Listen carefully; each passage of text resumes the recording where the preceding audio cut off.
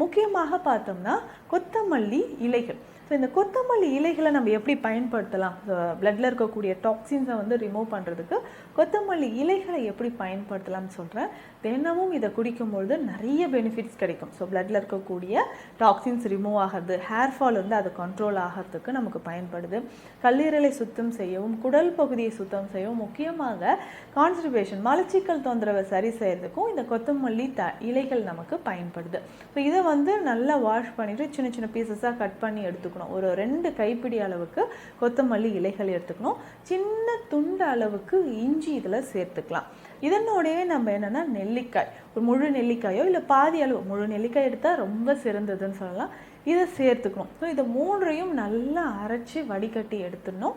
இதில் 2-3 துளிகள், நிறைய வேண்டாம், 2 or 3 ட்ராப்ஸ் வந்து லெமன் ஜூஸ் வந்து ஆட் பண்ணிக்கணும். ஸோ லெமன் ஜூஸ் வந்து ஆட் பண்ணி காலையில் ஒரு 100-150 ml அளவுக்கு தினமும் நம்ம குடிக்கும்பொழுது நம்ம ரத்தத்தில் இருக்கக்கூடிய கழிவுகள் வெளியேற ஆரம்பிக்கும்.